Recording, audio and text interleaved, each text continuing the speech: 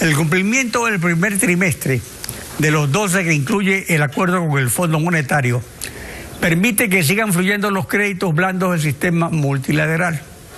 Alberto Acosta Burdeo, columnista de la revista Vistazo, analista económico. Buen día, bienvenido a Contacto Directo. Muy buenos días, un gusto. El ministro Richard Martínez exhibe cifras de crecimiento de depósitos y créditos bancarios, así como de confianza empresarial. Pero el corazón del acuerdo no es una imposición recetada por el Fondo Monetario Internacional, sino una enseñanza de los abuelos: gastar menos. ¿Se cumple? ¿Hay o no austeridad fiscal que debe durar durante todo el programa? Bueno, vemos que en la práctica el gobierno está haciendo esfuerzos para cumplir con las metas del fondo. Esta primera revisión yo creo que se la va a cumplir sin ningún problema. En las metas cuantitativas vemos que se va a cumplir con la meta del superávit fiscal a nivel del sector público no financiero. Se va a cumplir también con la meta de gasto en asistencia social, el cambio en las reservas internacionales. Y hay que recordar que una parte muy importante del acuerdo con el fondo son los cambios estructurales, en los cuales había 3 obligaciones en esta primera revisión. Primero, presentar información detallada sobre la deuda, presentar un plan de acción para poner en orden las finanzas públicas y presentar un plan de enmiendas al Banco Central. Todas estas metas yo creo que el gobierno las ha cumplido sin ningún problema. El gran desafío viene en lo que queda del año, en donde las metas se van ampliando y donde además hay que cumplir con cambios estructurales importantes. La confianza empresarial se basa en que el expresidente del Comité Empresarial dirige el acuerdo con el FMI como ministro de Economía, o en hechos concretos. Realmente la confianza es mucho más que un discurso político. La confianza se basa en realidades económicas. Va a haber confianza en el país y se va a incentivar la inversión cuando se hayan solucionado los 2 grandes desequilibrios que vive el país. Primero, un gasto público que todavía sigue siendo excesivo para el nivel de ingresos. Y este programa lo que busca es contener ese gasto público, poner en orden las finanzas públicas. Y el segundo gran desafío viene por el lado de la competitividad. Mientras sigamos siendo un país costoso para producir, para consumir, tampoco va a ser posible generar confianza. Hay que aplicar exitosamente esa recomendación de una devaluación interna, es decir, de abaratar el país para que la producción vuelva a ser atractiva, y de esa manera también se generará confianza en el Ecuador, se volverá un país atractivo y vendrán más capitales de ecuatorianos y de extranjeros para invertir en el país. Acerca de la reforma tributaria, el ministro Martínez precisó lo siguiente. Veamos. Pero hoy existen 3 impuestos: el impuesto verde en términos del parque automotor, el impuesto verde, el impuesto a la transferencia de dominio y también el impuesto a la propiedad vehicular.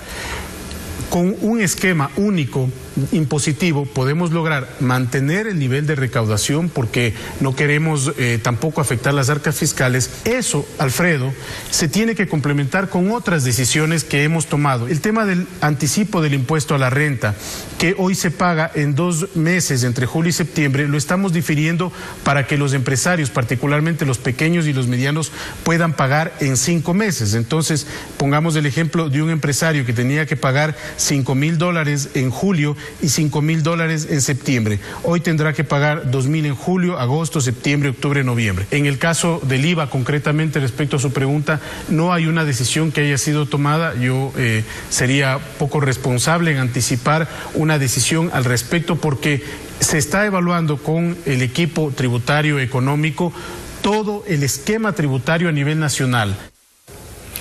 Sobre la eliminación progresiva del impuesto a la salida de divisas y el alza del IVA, no hay todavía una decisión.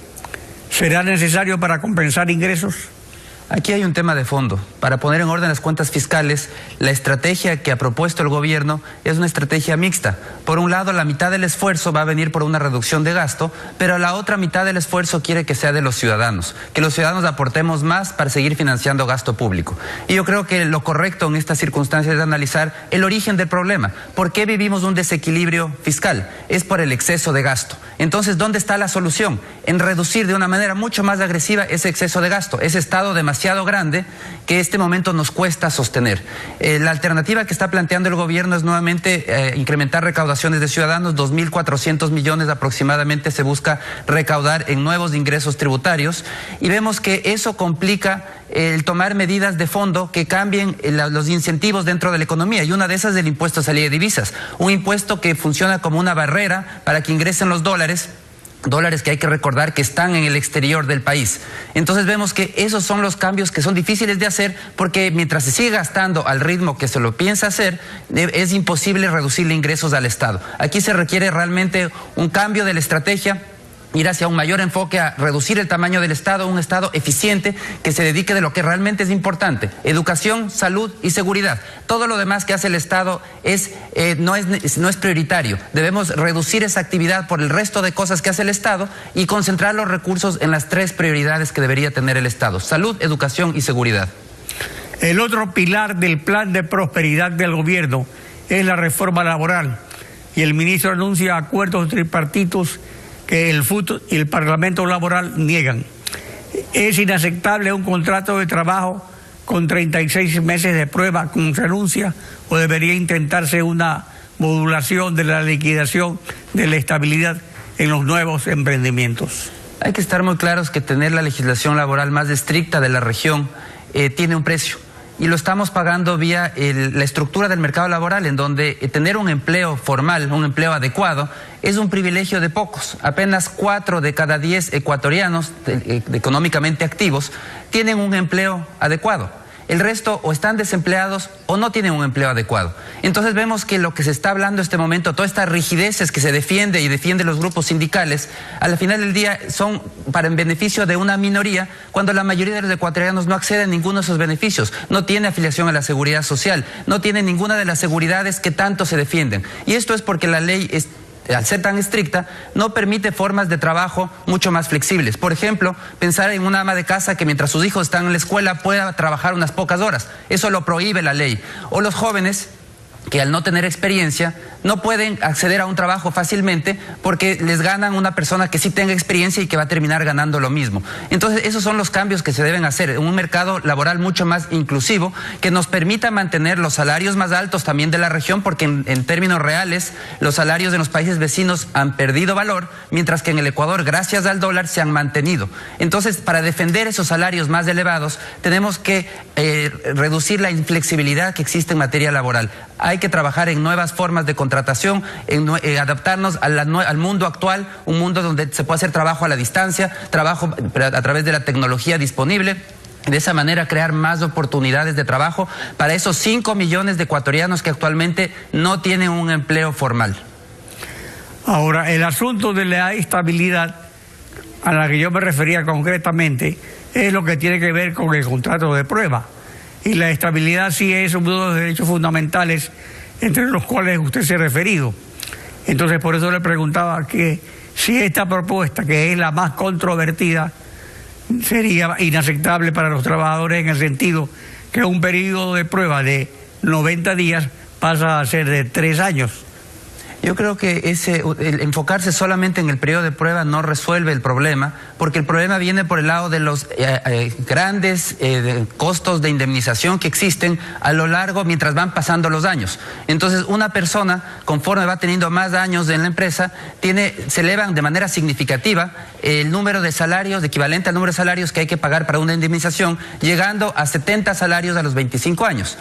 ¿Cuál es el costo de esa política? Es que se crean incentivos perversos de no mantener mucho tiempo a una persona en una empresa, o de contratar solamente si es estrictamente necesario, porque el problema de contratar es que después vienen todos estos costos muy grandes si es que en algún momento hay que despedir. ¿Por qué despedir? Una empresa nunca contrata para despedir. Una empresa contrata pensando en que las cosas van a ir bien, pero la actividad productiva es muy variable, las ventas pueden caer, el negocio puede no ir como se pensaba, O puede ser también que la persona que se contrató no se ajusta al perfil del puesto. Entonces, en la actualidad, con todos estos excesivos costos de indemnizaciones, lo que hace es que sea difícil que se ajuste la persona que está aplicando un puesto a la necesidad laboral. Tenemos un problema de eficiencia y al final del día todo eso desincentiva la contratación. Entonces, yo creo que se requieren reformas de fondo, no solamente topar temas puntuales, y ese es el gran desafío. ¿Cómo modernizamos la ley laboral pensando en las nuevas formas de trabajo, en las nuevas necesidades de nuestros jóvenes y en las nuevas características del mundo actual, en donde ya no solo competimos entre ecuatorianos, sino que un profesional en el Ecuador tiene que competir con un profesional en la India, uno en la China o en cualquier otra parte del mundo? ¿Cómo nos adaptamos a este nuevo mundo globalizado que estamos viviendo? Sobre el costo del dinero, la bancarización y el peso de la carga tributaria en la banca, Julio José Prado, presidente ejecutivo de Asobanca, señaló. En el tema de las cargas impositivas, el total de impuestos, cargas y comisiones que paga al año el sistema financiero está bordeando los entre 450 y 500 millones de dólares. Tenemos la carga impositiva más alta de cualquier sistema financiero de América Latina. Un solo banco en el Perú, un solo banco en Colombia es más grande que todo el sistema financiero ecuatoriano y gana más utilidad que todos los bancos combinados en el Ecuador. Tenemos que ir yendo hacia ese tipo de sistemas que reflejen normas de mercado, sistemas mucho más libres, que además permitan bajar los costos de las tarifas, que bajen los costos también de las tasas de interés para las empresas.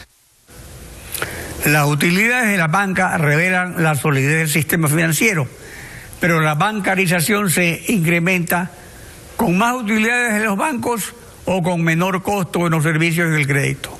Hay que acordarse que todo en el mercado hay dos partes, hay oferta y hay demanda. Bajar los precios, las tasas de interés o las tarifas de los servicios, permite ganar votos, pero al final del día no es lo conveniente, porque por un lado nos dice la gente puede comprar más, pero hay que preguntarse si con precios más bajos la oferta va a aumentar, si va a haber inversiones adicionales para garantizar ese servicio y para aumentar la oferta de servicio. La respuesta es no, no se incentivan, más bien se desincentivan nuevas inversiones, y el resultado de topar a dedo los precios es que al final del día mucha gente quiere comprar, pero la oferta no crece al mismo ritmo. En el tema bancario yo creo que son los temas donde se requieren más cambios en el Ecuador, porque tenemos una ley monetaria arcaica, una ley en donde el Estado define todos los temas importantes que deberían ser una decisión empresarial. Define las garantías, define las tasas, a qué segmentos prestar, las remuneraciones de los ejecutivos, pero claro, si algo sale mal, ahí sí se acuerda de los accionistas. Ese tipo de leyes hacen que no sea el Ecuador un mercado atractivo para la inversión bancaria. Y lo que tenemos que ir es aprovechar a que tenemos una economía dolarizada. Podemos ser un centro financiero para toda la región. Este debería ser un imán para que vengan todos los bancos internacionales y exportemos servicios financieros a toda la región compitiendo con Panamá. Pero para eso requerimos ir hacia un esquema en donde la banca esté regulada con estándares internacionales, no con criterios de otro tipo, que lo que buscan más bien es un Estado que controle hasta el último detalle en la administración. Eso no es conveniente y vemos que el resultado es que los capitales no vienen para invertirse en el sistema financiero, y eso nos mantiene alejados además del flujo de dólares en el mundo. Si tuviéramos ingreso de nuevos bancos, ingresarían también capitales y el Ecuador no tendría el problema de preocuparse cómo hago para que vengan más dólares. Automáticamente tendríamos un flujo importante de dólares que haría que bajen las tasas de interés y que haya más financiamiento. Alberto Acosta Burdeo, gracias por acompañarnos en Contacto Directo. Muchísimas gracias. Samantha.